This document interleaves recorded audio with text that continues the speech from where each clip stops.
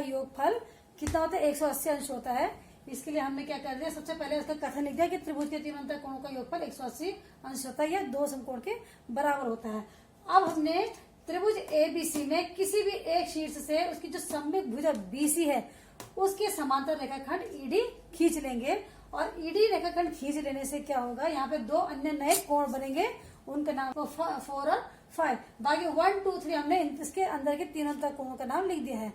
ठीक है, अब उसके बाद हम क्या करने जा रहे हैं, हम देखते हैं कि जब दो समांतर रेखाओं को एक तीसरी रेखा काटती है, ट्रांसवर्सल लाइन जिसे हम बोलते हैं, तिर्यक रेखा काटती है, तो इस प्रकार से बने हुए जो एकांतर अंतः कोण होते हैं वो क्या होते हैं, बराबर होते हैं। ठीक है, तो एकांतर अंतः कोण हमें कहाँ पे दिखते हैं, आप देखेंगे इस पॉइंट से देखें EABC, ये देखेंगे जेड की आकृति बन रही है EABC, ये देखेंगे आप लोग इस प्रकार से। यहाँ पे एंगल नंबर 4 हो गया, एंगल नंबर 2, कोण 4 कोण 2, यहाँ पे देखेंगे कोण 4 कोण 2।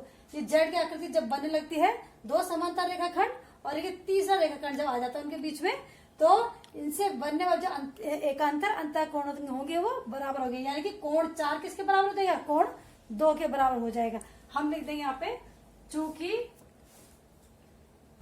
ईडी समांतर है बीसी के और AB तिर्यक रेखा है, तिर्यक रेखा है,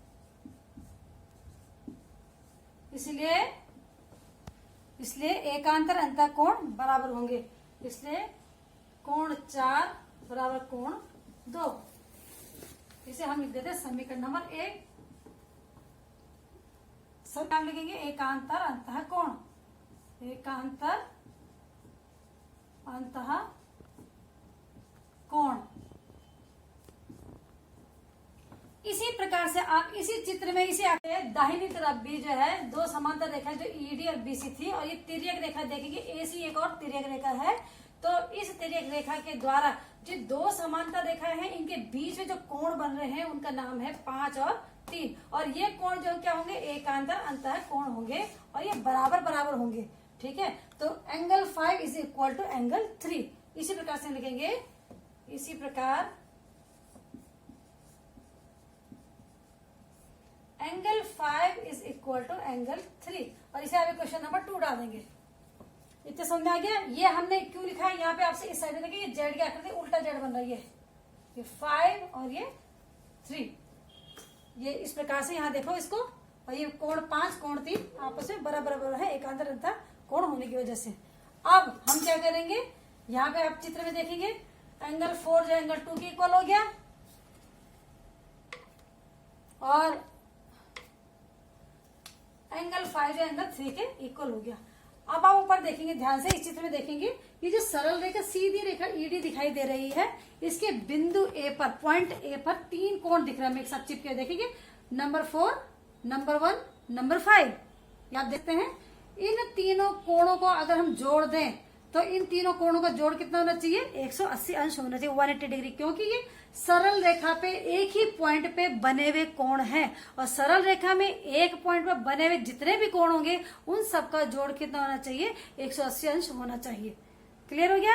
अब हम क्या करेंगे, हम लिखेंगे ED एक सरल रेखा है,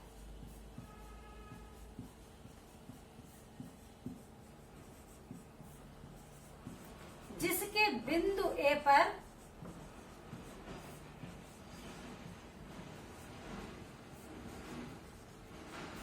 बने तीनों अंतः कोणों का योग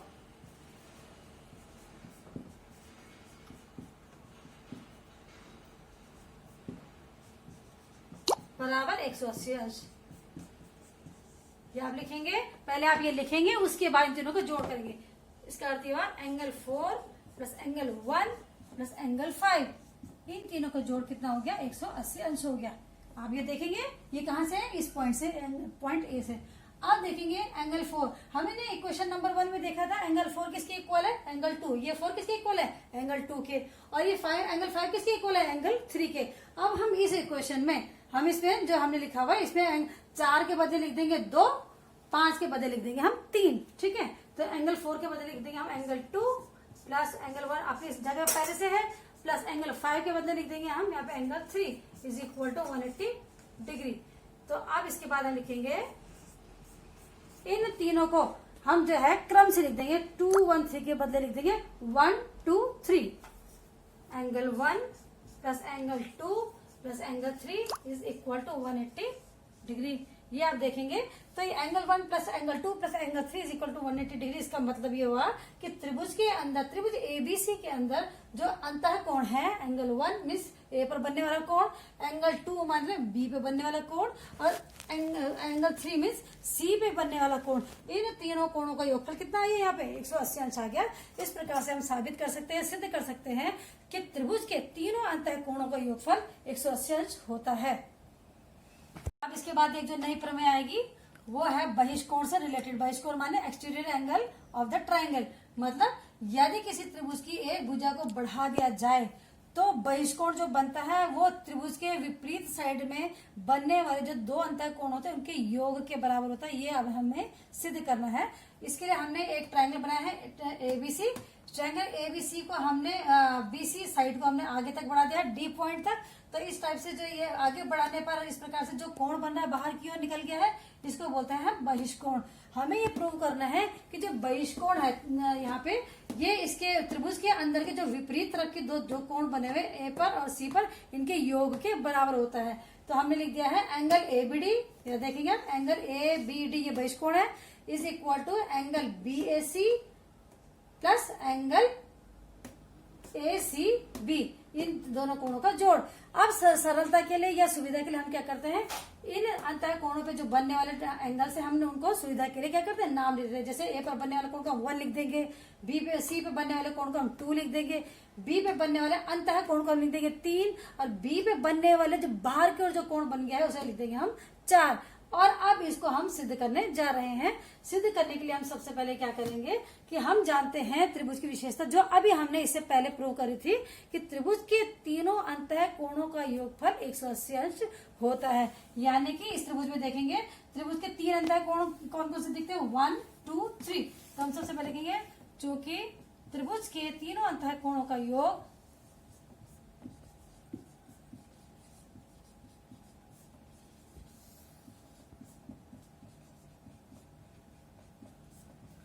180 अंश होता है, योगफल बराबर 180 डिग्री। तो 3 अंतर कोण हमें दिख रहे हैं, angle 1 plus angle 2 plus angle 3 is equal to 180 degree. इसका हम इक्वेशन नंबर 1 लिख देते हैं। इसके बाद हम देखते हैं बच्चों कि बिंदु बी पर, पॉइंट बी पर दो कोण और दिख रहे हैं हमें, 3 और 4। और चूंकि ये एक ही सरल रेखा पे बिंदु बी पर एक ही बिंदु पर बने हुए दोनों कोण हैं, तो ये रैखिक युग्म बनाते हैं। और रैखिक युग्म के जो दो कोण हैं इनका योगफल कितना होता है, हमेशा 180 अंश होता है। तो 3 और 4 इन दोनों को जोड़ करके हम क्या लिख सकते हैं, 180 डिग्री या 180 अंश। तो अब हम क्या करेंगे, हम लिखेंगे चूंकि डीसी एक सरल रेखा है,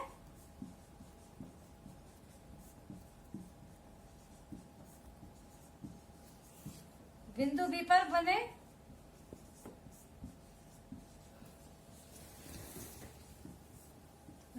रैखिक युग्म, रैखिक युग्म कौन कौन से, एंगल 3 तथा एंगल 4 है।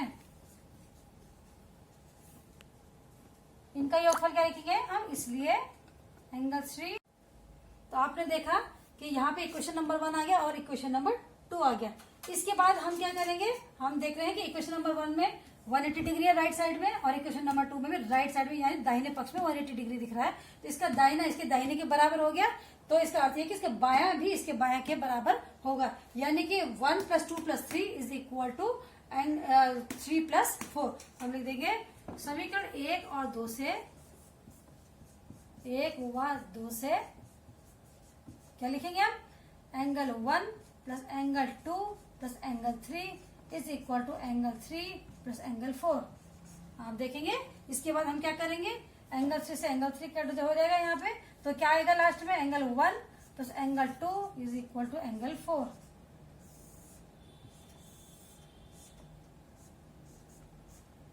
ये एंगल 1 प्लस एंगल 2 क्या है,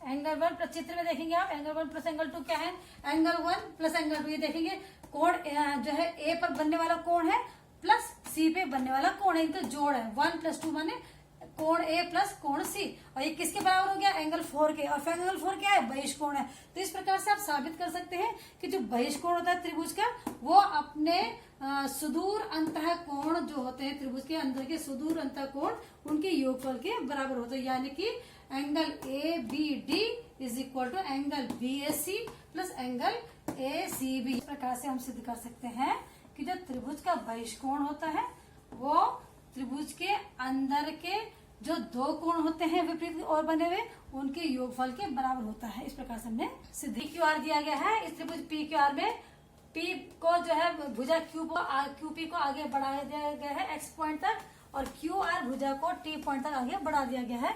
इस प्रकार से आगे बढ़ाने पर हमें जो है बाहर की ओर दो कोण मिल रहे, P बिंदु पर 135 अंश का कोण और Q बिंदु पर 110 अंश का कोण।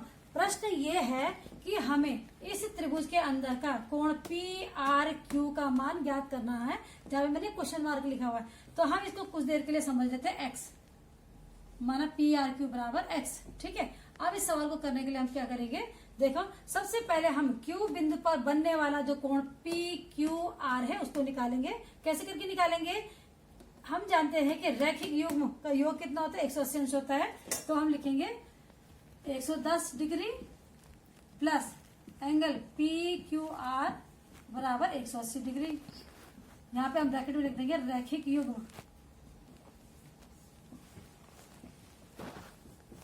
इसलिए कोण PQR का मान निकलेगा 180 डिग्री माइनस 110 डिग्री, मतलब 70 डिग्री इसका आंसर आया। यहाँ पे ये आ गया 70 डिग्री। कितना डिग्री निकल गई है, 70 डिग्री मैंने यहाँ पे लिख दिया।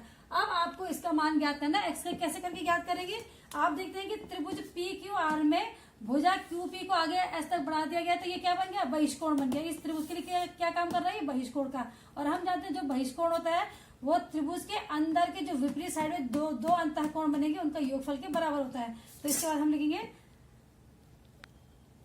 135 अंश त्रिभुज PQR का बहिष्कोण है।